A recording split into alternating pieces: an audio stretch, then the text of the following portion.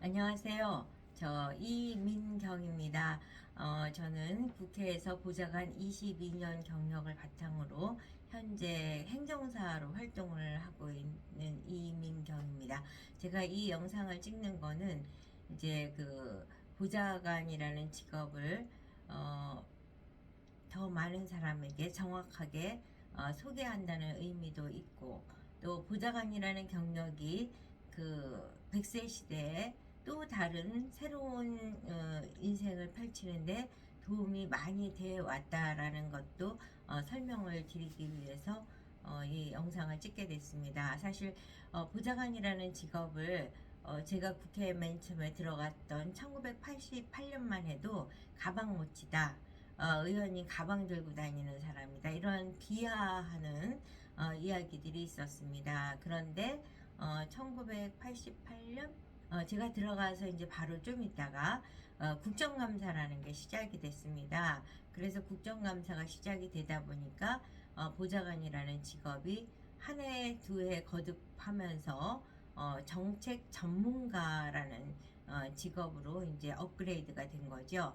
그래서 정책 전문가 중에서도 이거는 어느 전문가 한 우물만 파는 전문 스페셜리스트가 아니라 사회 전반에 대한 거, 저같이 국회에서 한 20여 년 또 30년 지금 있는 후배도 있습니다. 그렇게 있다 보면은 상임위를 보건복지, 뭐 문화관광, 기획재정, 또 노동환경, 농림수산, 여성가족, 또 예산결산, 이런 식으로 전 부처의 업무를 이제 브로드하게 넓게 알기 때문에, 그리고 또한 이제 또 그 사안에 따라서는 깊이 학습할 수 있는 기회도 없고, 뿐만 아니라 새로운 아이템이 있을 때 이걸 어떻게 접근해서 어떤 결론을 도출해 나갈까 하는 프로세스를 학습을 했기 때문에, 저는 우리 보좌관이라는 직업을 슈퍼 제네랄리스트라고 말합니다. 그러니까 그냥 스페셜리스트를 다 묶어놓은 사람, 그게 이제 슈퍼 제네랄리스트라고 제가 이제 조어를 한 케이스인데, 이렇게 좋은 직업, 저는 제가 이제 미 국무성 초청으로 미국에 가서도 다양한 직종에 있는 사람들을 만나면서 생각한 게, 이 세상에 가장 좋은 직업이 대한민국 국회 보좌관이라는 직업이구나 라고 생각할 정도로 좋은 직업이라고 생각합니다. 그런데 그 보좌관이라는 걸 도전하려는 후배가 있다, 그러면 저는 말립니다. 이건 굉장한 넌센스고 아이러니인데, 말리는 이유는 국회 보좌관이라는 자리가 이제 물론 맨 처음에 들어갈 때 보좌관으로 들어가는 게 아니라 인턴이나 비서로 들어가겠죠. 살아남기가 너무 어렵습니다. 그래서 살아남을 자신이 없는 사람이 국회에 인턴이나 비서로 들어갔을 때는 차칫 잉여인간, 폐인, 뭐 건달 이런 식으로 빠질 수가 있기 때문에, 제가 주변에서 국회 보좌진을 되고자 하는 사람에 있어서는 가능하면 말립니다. 그러니까 이 세상에 제일 좋은 직업이라고 말하면서 도전하고자 하는 사람은 말린다. 이거 굉장한 아이러니인데, 제가 그 아이러니를 풀어드리기 위해서 이 영상을 찍고 있습니다. 그렇다면은 어떻게 하면 살아남을 수 있는가?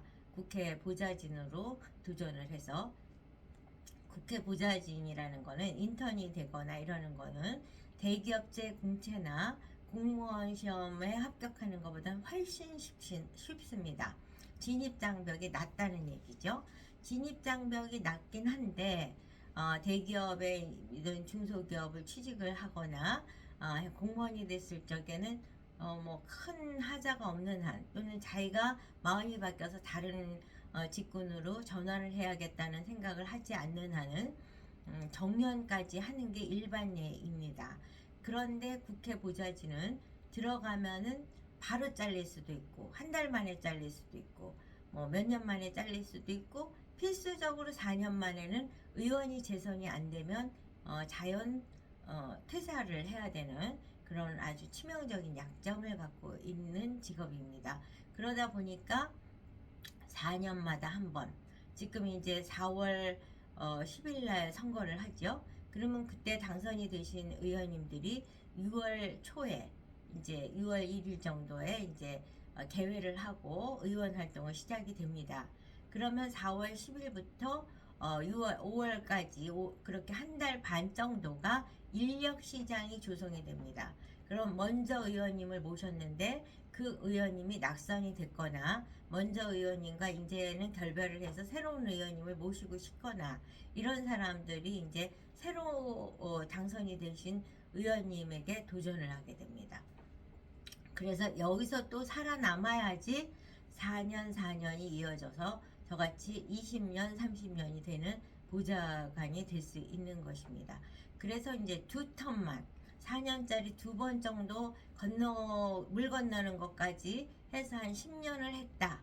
그러면 뭐 이 세상에서 제일 좋은 직업이 틀림이 없습니다. 제가 이제 좋은 직업이라는 거에 대해서는 또 추후 안내를 해드리겠습니다. 그래서 이제 이렇게 살아남기 어려운 보좌진이 되기 위해서는 무엇이 준비되어야 되고 무엇을 준비하려는 노력을 해야 되는지 설명을 드리기 위한 것이 이 영상의 목적입니다. 그러면 이제 제가 정책을 말씀을 드렸죠. 정책은 정책 질의도 할 수 있고 예산 분석도 하고 법안 발의도 하고 또 그렇게 만든 걸 보도자료로 뿌려야 되고 이런 것이 이제 정책이다.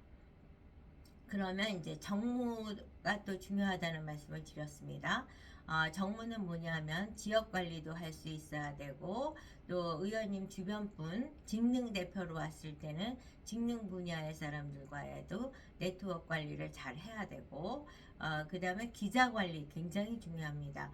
그 다음에 당이나 정치권에서 돌아다니는 정보를 캐치해서 의원님한테 그걸 잘 가공해서 의원님에게 필요한 정보 그대 날거를 잘못 전달을 해서 의원님의 판단의 미스를 만들었을 경우에는 그 리스크가 고스란히 의원님에게 돌아가고 뿐만 아니라 의원님의 정치적 행보에 치명타를 날리는 거기 때문에 정보를 취득해서 알려드리는 것도 중요하지만 의원님 관점에서 가공을 한 정보를 설명드리는 능력도 굉장히 중요합니다. 그래서 그와 같은 정보력이 중요하고 또 무시할 수 없는 게 후원금을 모금하는 거. 왜냐하면 이제 지역구 국회의원을 하시기 위해서는 이제 국민들 지탄을 받다 보니까 세비가 많다, 뭐 의원이 너무 많은 돈을 챙겨간다 이런 얘기를 하지만 실제적으로 제가 지역구 의원님을 모시면서 경험한 바에 의하면 의원 후원금 제대로 못 걷고 4년 국회의원 하고 나면 한 3, 4억 빚이 진다 라고 할 정도로 이제 그 세비는 지역구 관리하기에는 아주 부족한 액수입니다. 그러다 보니까 후원금을 모금을 잘하는 것 또한 보좌진으로서 아주 중요한 역할입니다. 그래서 이처럼 정책과 정무를 잘한다. 이거 이제 중요한 능력인데 거기 두 가지보다 더 중요한 게 평판. 자기의 평판에 긍정적 평판을 만드는 능력이 제일 중요하다고 해도 과언이 아닙니다. 그 평판이 이제 그 만들어진 결과치가 바로 지금 4월 11일 당선 이후부터 5월 말 의원님 등원하기 전까지 형성되는 인력시장 안에서 살아남느냐 죽느냐를 결정하는 것이 이제 평판이라고 볼 수 있습니다. 그러면 평판이라는 건 어떻게 조성을 하느냐? 사실 되게 안타까운 거는 이제 지금 현역 국회의원님들이 계시잖아요. 그러면 그 국회의원실에서 의원님에게 아주 높은 평가를 받는 거죠. 너는 일 너무 잘한다. 정책도 너무 잘하고 정무도 너무 잘한다. 이러는 평판을 받으면서 본인 스스로 저 역시 그랬습니다. 나의 능력을 모든 사람이 다 알 것이다. 그렇기 때문에 내가 이력서만 내면은 와 이런 훌륭한 사람이 나한테 이력서를 냈네. 너 바로 우리 의원실에서 일해. 이렇게 그 다음 새로운 의원님에게도 자연스럽게 그 평판이 이어질 거라고 오해를 했습니다. 근데 눈물겨운 현실은 과거에 바로 전 의원님에겐 그렇게 높은 평가를 받았지만 새로 등원하신 분은 지금 당선하기에 바빴고 다른 곳에서 주로 활동을 했기 때문에 그 평판 좋은 보좌진에 대한 정보가 1도 없는 상태입니다. 그래서 제로 베이스에서 이제 그 어떤 구성원으로 나의 비서실을 구성할 것인지를 이제 고민을 하게 되는 거죠. 그래서 이력서를 받고 최근에는 이제 이력서에 자기가 했던 법안이라든가 정책 질의라든가 예산이라든가 이런 이제 실적도 같이 첨부해서 제출을 합니다. 그러면 이제 그 의원님들이 주로 보시는 건 본인이 앞으로 어떤 의정 활동, 나는 뭐 한일 관계 문제에 대해서 족적을 남기는 국회의원이 되고 싶다. 라든가 또는 최근에 의료 정책에 대한 갈등이 심화되고 있으니까 대한민국의 의료 정책과 건강보험에 대한 보험 정책을 제대로 정립하는 데 역할을 하고 싶다. 이런 자기 자신의 목표를 가졌을 경우에는 그거에 부합되는 사람인지 이제 그거를 중심으로 이제 보게 되는 거죠. 그 사람이 과거에 평판이 그러니까 어떤 평가를 받았다든가 뭐 등등 이런 거는 거의 반영이 안 되고 그 페이퍼 안에 또는 그 부자진이 자기 스스로 쓴 페이퍼일 수도 있지만 어디서 이제 짜집기를 한 페이퍼라 하더라도 이제 그것만 보고서는 이제 1차 면접이 되게 됩니다. 그러면 이제 1차 면접을 할 적에는 이제 그리고 또 이 사람은 괜찮네 마음에 드네 라고 해서 이제 생각을 했을 경우에는 주변에 이제 뭐 조금 알고 있는 다른 비서실 사람 직원이 있다 그러면 그 사람한테 이제 질문을 할 수도 있고 의원님이 이제 당선이 되신 다음에 국회의원회관에도 그러니까 본관에도 왔다 갔다 하겠고 당사에도 왔다 갔다 하게 되면 당사 같은 경우는 당뇨들이 있고 또 국회에 오면 국회 사무처 직원도 있고 또 이제 기자들도 있고 그렇단 말이에요. 그러면 이제 처음에는 뭐 의지가 없다 보니까 사무처 직원이든 또 당사의 당뇨든 기자들이든 조금 친절하게 접근만 해도 굉장히 의지를 하게 되고 자신이 궁금한 걸 그분들에게 질문을 하게 되어 있습니다. 그러면 내가 이번에 이력서를 받았는데 이민경이라는 보좌관을 한번 뽑을까 하고 검토하는데 어떻게 생각하세요? 평판이 좋은지 뭐 들은 얘기 좀 없습니까? 라고 질문을 하게 되죠. 그러면 그 기자, 당뇨, 당직자, 국회 사무처 직원 이런 분들이 해주신 이야기가 그분에게는 백지 위에 하얀 백지 위에 글씨 하나를 쓰듯이 아주 각인이 되게 되어 있습니다. 그러다 보니까 그 사이에 주변 분들에게 평판이 안 좋았던 사람이다 라고 가정을 하면 글쎄 제가 듣기에는 조금 문제가 있다는 것 같던데요. 뭐 이런 식의 아주 흘려가는 한마디가 바로 이력서가 찢어지는 기회가 상실되는 그런 결과가 되겠습니다. 그러다 보니까 암만 일을 잘하고 과거의 의원에게는 높은 평가를 받았다 하더라도 주변 평판으로 인해서 이제 채용의 기회를 놓치고 뭐 어떻게 여기저기 이력서 내다 보면 어딘가에는 될 수도 있겠지만 굉장히 그 힘든 시간을 오래 견뎌야 됩니다. 그래서 제가 이제 저는 뭐 제가 22년을 채우고 은퇴를 한 케이스인데 왜냐 저는 저의 인생의 목표가 공무원 연금을 받는 게 목표였습니다. 그래서 20년 되면 그만둬야겠다라고 생각했는데 20년에서 2년을 더 채워서 제가 2012년에 이제 국회를 은퇴했습니다.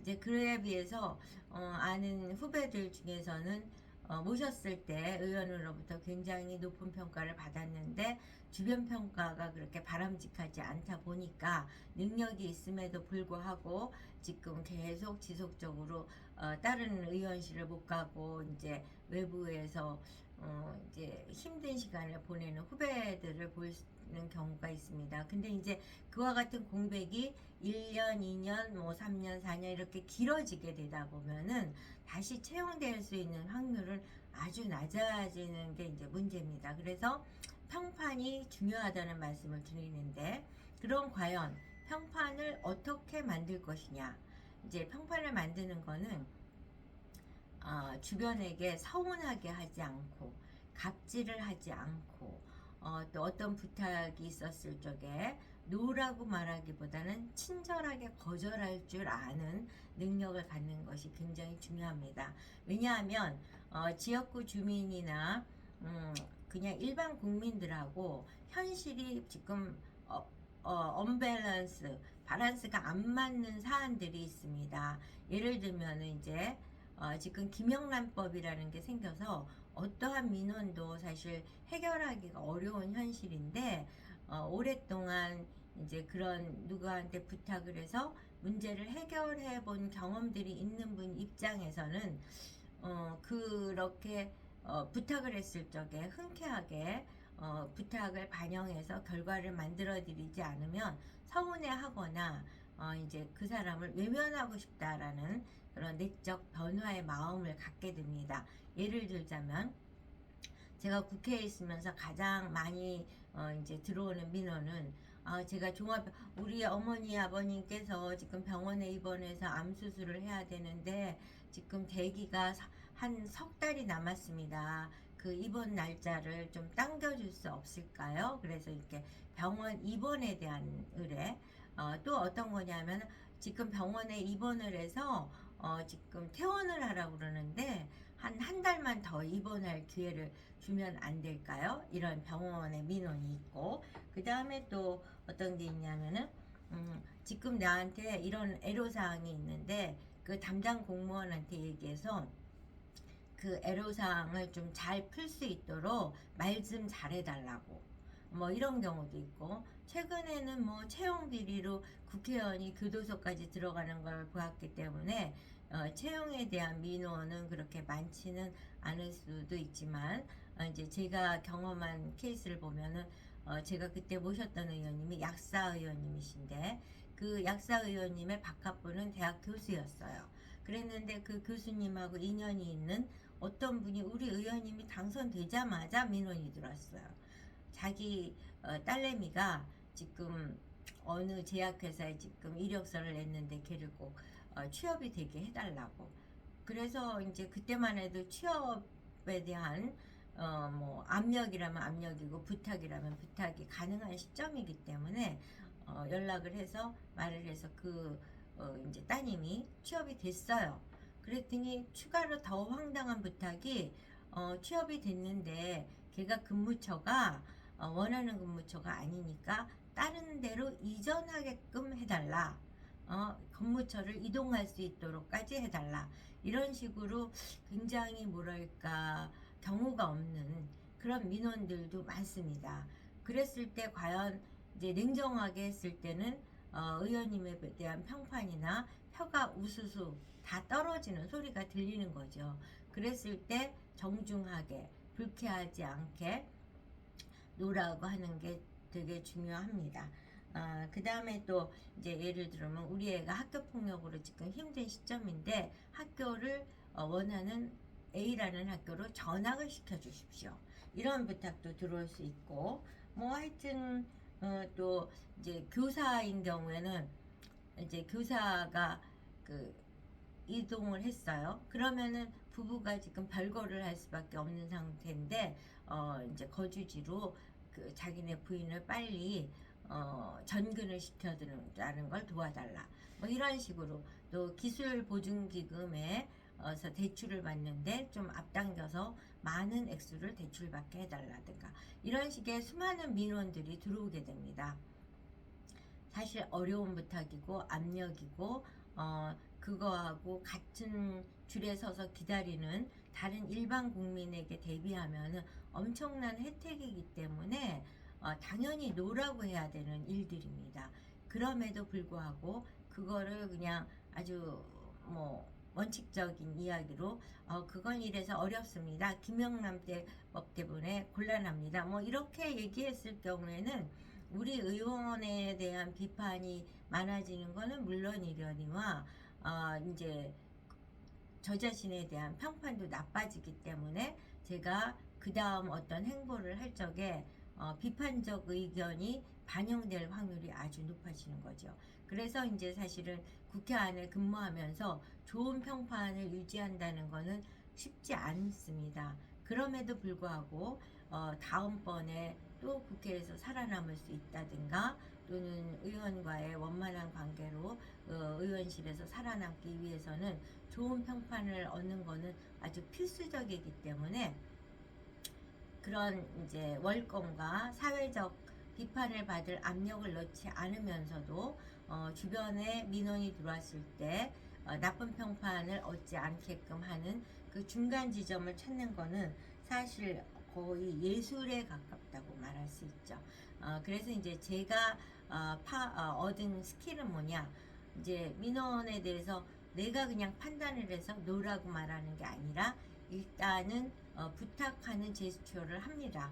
그래서 진행 과정에 대한 피드백을 중간 보고를 계속해서 이 사람이 이렇게 진행을 노력을 하고 있구나라는 걸 인지하게 하고, 그렇게 진행을 했을 때 결과치는 사실 제가 바로 노했을 때나 이제 그 공무원이나 부탁을 해야 될 상대에게 말을 해서 노라는 답을 얻는 거나 큰 차이는 없지만 시간이 경과되고 그 과정을 중간 보고를 하면서 궁금하지 않게 진행을 했다라고 했을 때는 같은 노라는 답변을 민원인이 들었다 하더라도 첫 번째는 노력 없이 피도 눈물도 없이 냉정하게 처리하는 사람이다 라고 이제 비판적 해석을 하게 되는 반면에, 중간 보고를 하면서 노력한 흔적을 남겼을 때는 비록 결과는 안 좋지만 이제 그래도 나를 위해서 최선을 다했다 이렇게 이제 해석을 하기 때문에 그 정도 이제 노력을 할 수 있게 되는 거죠.